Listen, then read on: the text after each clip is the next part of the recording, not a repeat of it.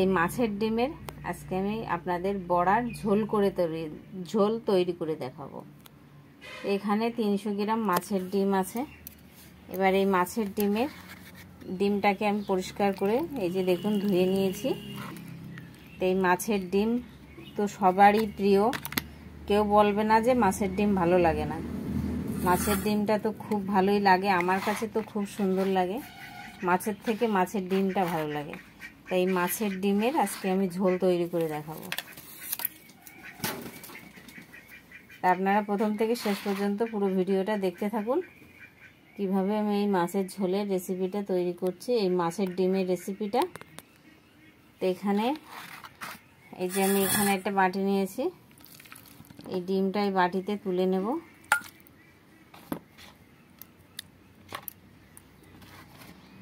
এর মধ্যে এবার দিয়ে দেব কিছুটা লঙ্কার কুচি,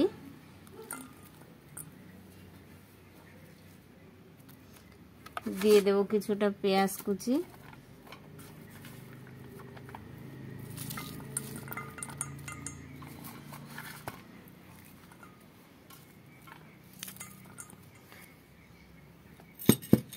দিয়ে দেব লবণ, পরিমাণ মতন লবণ,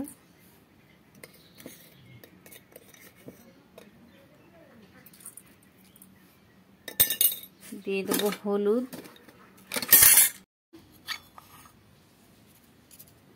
এবার দিয়ে দেবো কিছুটা আমি শুকনো লঙ্কার গুঁড়ো। যেহেতু একটু লঙ্কা কুচিয়ে দিয়েছি সেই জন্য গুঁড়ো লঙ্কাটা অল্প করে দেবো, বেশি দেব না, অল্প করে একটু দিলাম। আর দিয়ে দেবো সামান্য একটু জিরের গুঁড়ো।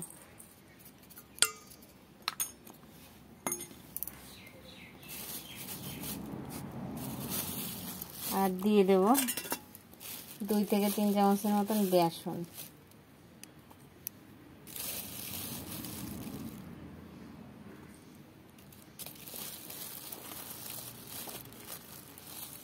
তিন চামচ বেসন দিয়ে দিলাম। এবার এই ডিমটাকে আমি চটকিয়ে মাখিয়ে নেব।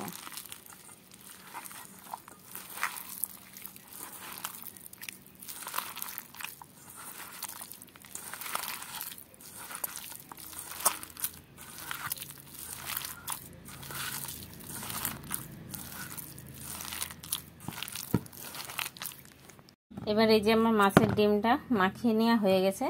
এবার এটা রেখে দেব, এদিকে কিছুটা মশলা তৈরি করে নেব। বাটি নিয়েছি, বাটির মধ্যে দিয়ে দেবো 1 চামচ জিরের গুঁড়ো, হাফ চামচের মতন লঙ্কার গুঁড়ি, ধনের গুঁড়ো। এই মশলাটা আমি একটু জল দিয়ে গুলিয়ে নেব।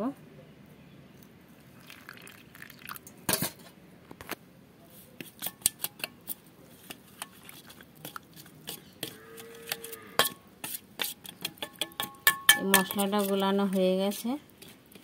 এবার আমি কিছুটা মশলা বেটে নেব, এটা আর বাটা লাগবে না।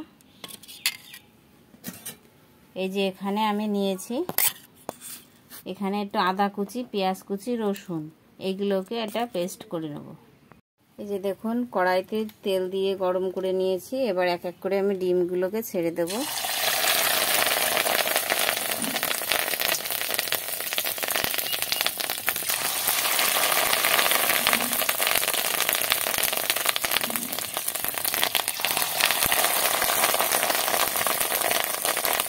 এইভাবে এক এক করে আমি সব ডিমগুলো দিয়ে দেবো।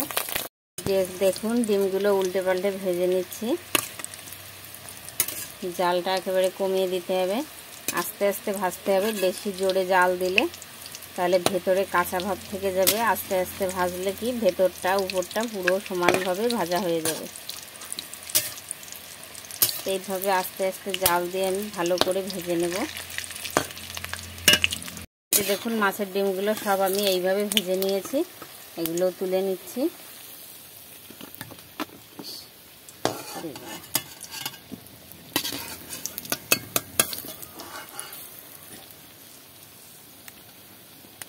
এই যে সব এইভাবে তুলে নেব।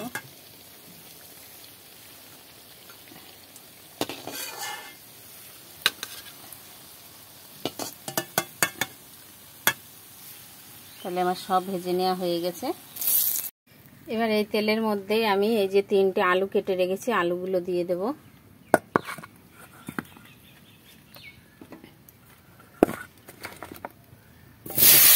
আলুগুলোকে একটু ভাজা ভাজা করে নেব।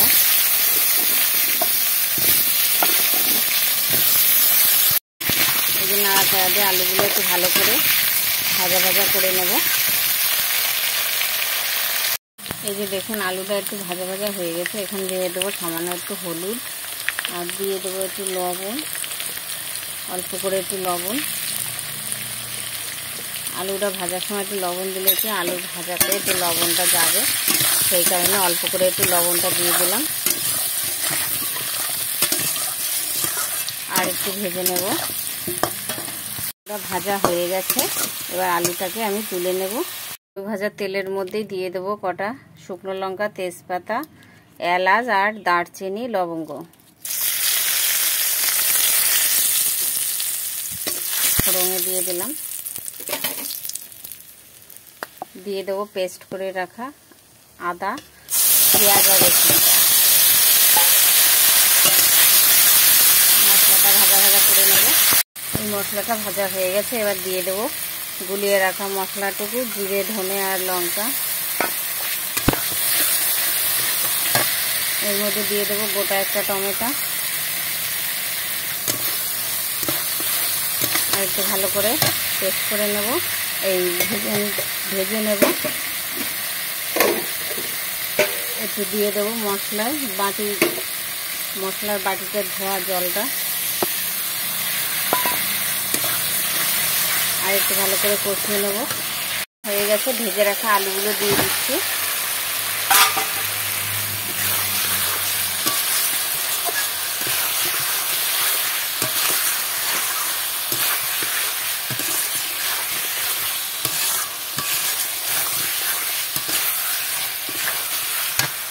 পরিমাণ মতো লবণ,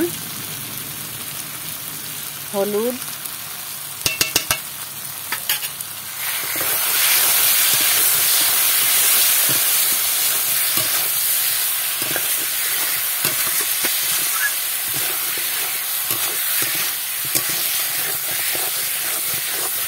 এবার দিয়ে দেবো আমি জল। এবার আমি জল দিয়ে দিচ্ছি।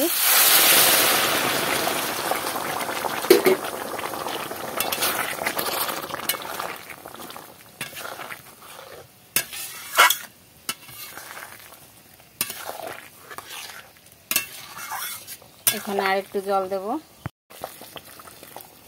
এটা আমি গরম জল দিলাম। একটু ভালো করে জাল করে নিতে হবে। এই যে দেখুন ঝোলটা ফুটে গেছে, এবার দিয়ে দেবো মাছের ডিমগুলো।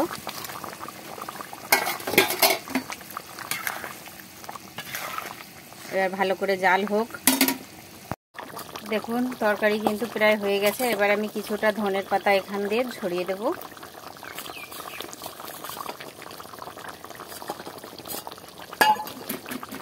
এটা আর বেশি জাল লাগবে না, প্রায় সব আলু টালু সব কিছু গলে গেছে, ঝোলও কমে এসছে। এবার আমি গরম মশলাটা বেটে দিয়ে দেব, দিয়ে নামিয়ে দেব। লবণ টবণ সব কিছু ঠিকঠাক আছে। নিয়েছি এলাচ, লবঙ্গ আর দারচিনি, এটা বেটে নেব। আর হয়ে গেছে, বেটে রাখা গরম মশলাটা আমি দিয়ে নামিয়ে নেব। এটা আর ঝোল কমানো যাবে না, কেন আলু তো, তারপরে আবার ডিম, ঝোলটা আরও কমে যাবে। তাই এটা এবার নামিয়ে দিচ্ছি। পুরোপুরি তৈরি হয়ে গেছে। তাহলে এই যে দেখুন পুরোপুরি তৈরি হয়ে গেছে ডিম আলুর ঝোল।